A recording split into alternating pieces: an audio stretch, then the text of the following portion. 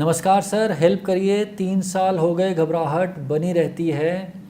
बाहर जाने से डर लगता है, अकेले कहीं नहीं जाता। छोटे भाई को लेके जाता हूँ। लगता है कि अगर अकेले गया और कुछ हो गया तो कौन बचाएगा। मेट्रो में भी नहीं जाता, घुटन सी होती है जब वो अंडरग्राउंड जाती है। प्लेटफॉर्म पे भी भीड़ ज़्यादा हो तो सांस फूलने लगती है। लिफ्ट में भी नहीं घुसता, डर लगता है कि फंस गया तो क्या होगा। लॉकडाउन में तो घर से काम किया, अभी भी वर्क फ्रॉम होम मांगा था कंपनी से, पर अब वो बुला रहे हैं। अब क्या करूँगा। सारे टेस्ट कर लिए, कुछ नहीं आता। डॉक्टर कहते हैं स्ट्रेस है, तो कैसे ख़त्म करूँ ये स्ट्रेस को। तो मिस्टर एन, देखिए, ये सिर्फ स्ट्रेस नहीं है। आपकी जो प्रॉब्लम है ये इसको एक बीमारी बोलते हैं जिसका नाम है अगोराफोबिया। तो देखिए, ये जो प्रॉब्लम आप बता रहे हैं कि आपको किसी भी जगह पे अकेले जाने में डर लगता है।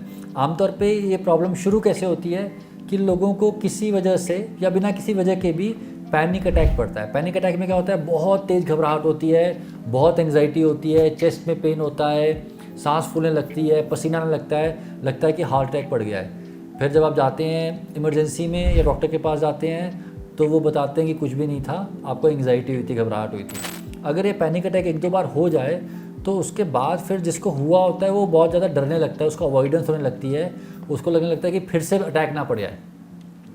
तो कई लोग क्या करते हैं, जैसे कि इस केस में आप बता रहे हैं कि अकेले नहीं जाते, छोटे भाई को लेके जाते हैं।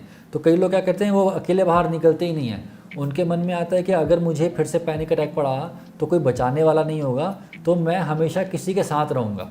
तो वो अकेले कभी निकलते ही नहीं है। भाई को लेके, फादर को लेके, वाइफ को लेके, जो भी परिवार वाला है उसको लेके बाहर निकलते हैं। कुछ लोग इतना एक्सट्रीम स्टेप तक जाते हैं। मैंने एक पेशेंट देखे थे कुछ साल पहले इसी प्रॉब्लम के। वो क्या करते थे, वो जो रेंट पे घर लेते थे वो हमेशा एक हॉस्पिटल के पास में लेते थे, क्योंकि उनके मन में आता था कि अगर फिर से पैनिक अटैक पड़ा तो जल्दी से हॉस्पिटल पहुंच पाऊंगा।